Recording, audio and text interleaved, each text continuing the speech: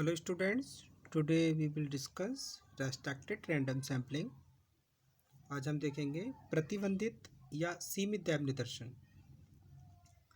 यदि random sampling को कुछ रेस्ट्रिक्टेड मतलब लिमिटेशन में रखा जाए तो उसे हम रेस्ट्रिक्टेड रैंडम सैम्पलिंग कहते हैं। तो इस वर्ग में हम कुछ मेथड्स रखते हैं, स्टडी करते हैं इसको। नंबर 1, स्ट्रेटिफाइड रैंडम सैम्पलिंग, स्तरित या स्तरीकृत दैव निदर्शन। If there is lack of homogeneity of units of a universe, then total units are divided into a number of groups, parts or strata, and from each strata certain items are selected on the basis of simple random sampling। यदि समग्र की इकाइयों में सजातीयता या एक रूपता का अभाव होता है तो जो टोटल यूनिट्स होती हैं, कुल इकाइयों को कुछ खंडों में, वर्गों में या स्तरों में मतलब स्ट्रेटा में बांट लिया जाता है और प्रत्येक स्ट्रेटा में से दैव निदर्शन के आधार पर इकाइयों का सिलेक्शन किया जाता है। Suppose there are 1000 families in a city and we have to study family budget on the basis of a sample of 20 families. In this case, we can divide 1000 families in certain groups on the basis of income of families। मान लीजिए कि हमें एक नगर में 1000 परिवार हैं, जिनमें से हमें 20 परिवारों का चयन करके उनके जो फैमिली बजट है उसका एनालिसिस करना है। तो हम ये कह सकते हैं कि पहले आय के आधार पर कुल 1000 परिवारों को कुछ कैटेगरी या स्टेटा में बांट लिया जाएगा।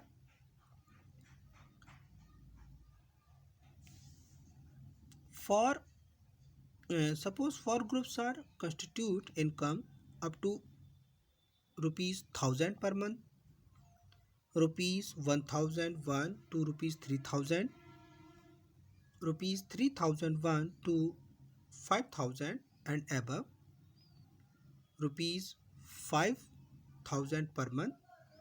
After this grouping, 20 families will be selected in all on the basis of random sampling from these 4 group। तो हमने यहाँ पे एग्जांपल में देखा कि हमें 1000 परिवार हैं एक नगर में, उससे 20 परिवारों का चयन करना है उनके फैमिली बजट का एनालिसिस करने के लिए। तो पहले आय के आधार पर हम 1000 परिवारों को कुछ वर्गों में बांट लेंगे। मान लीजिए हमने 4 उनकी कैटेगरी बना ली। एक कैटेगरी में 1000 तक मंथली इनकम वाले हैं, दूसरी कैटेगरी में 1000 से 3000 तक इनकम वाले हैं, तीसरी कैटेगरी में 3000 1 से 5000 तक, और चौथी में हम 5000 और या उससे अधिक आय वाले रख सकते हैं। फिर क्या करेंगे, इन 4 वर्गों में से रैंडम सैम्पलिंग के आधार पर कुल मिलाकर 2 परिवारों का चयन कर लिया जाएगा। तो इस तरीके से जो हमारा स्ट्रेटिफाइड रैंडम सैम्पलिंग है इसको मिक्स सैम्पलिंग भी कहा जाता है, क्योंकि इस रीति में सिंपल रैंडम सैम्पलिंग और ये जो हमारे स्ट्रेटिफाइड है दोनों का मिक्सचर होता है। अब हम देखेंगे merits of stratified random sampling. ये जो स्तरीकृत दैव निदर्शन के क्या क्या हमें लाभ होते हैं, क्या एडवांटेज है। जैसे फर्स्ट है मोर रिप्रेजेंटेटिव्स, अधिक प्रतिनिधि न्यायाधीश। यदि स्तरित निदर्शन व्यवस्था को उचित रूप से विकसित किया जाए तो इसके आधार पर लिया गया सैंपल समग्र का अधिक प्रतिनिधित्व करता है।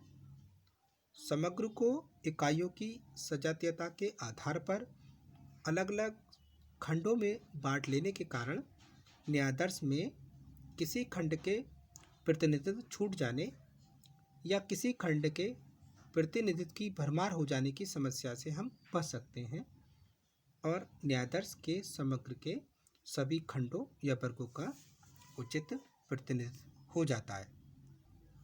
ऐसे ही दूसरा एडवांटेज, एडमिनिस्ट्रेटिव कन्वेनियंस, प्रशासनिक सुविधा।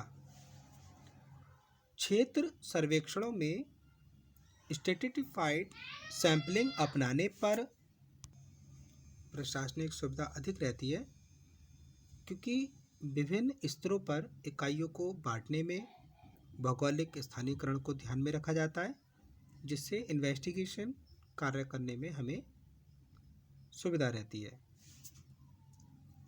नेक्स्ट देखते हैं,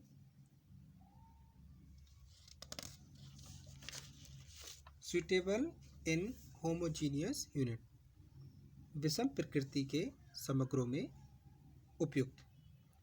यदि समग्र की विभिन्न इकाइयों की विशेषता और प्रकृति में विषमता हो तो निर्देशन की ये जो स्थिरीकृत रीति है अधिक सुइटेबल रहती है।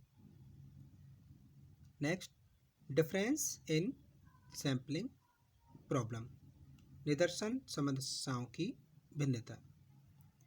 कुछ समग्रों में उसके विभिन्न भागों में निदर्शन समस्याओं में महत्वपूर्ण विभिन्नताएं हो सकती हैं, तो इन समस्याओं को सॉल्व करने की दृष्टि से स्ट्रेटिफाइड रैंडम सैम्पलिंग उचित मानी जाती है। स्ट्रेटिफाइड रैंडम सैम्पलिंग के एडवांटेज पर जोर देते हुए ग्राहमैन ने भी लिखा है कि इस प्रकार का निदर्शन सिंपल रैंडम सैम्पलिंग के पक्षपात और उसकी अनसर्टेनिटी के बीच में संतुलन स्थापित करता है। हम देखेंगे limitation of stratified random sampling, स्तरीकृत दैव निदर्शन के दोष या इसकी सीमा।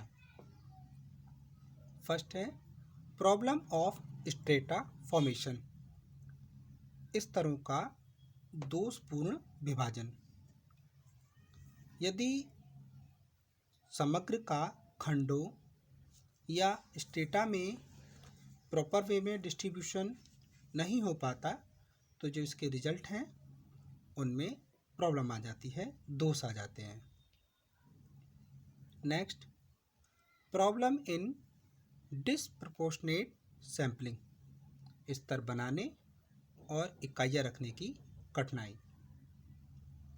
अनेक समग्रों में स्ट्रेटा बनाना स्वयं एक प्रॉब्लम बन जाती है और ये भी समस्या आ जाती है कि अनेक इकाइयाँ एक से अधिक स्तरों में आने योग्य बन जाती हैं।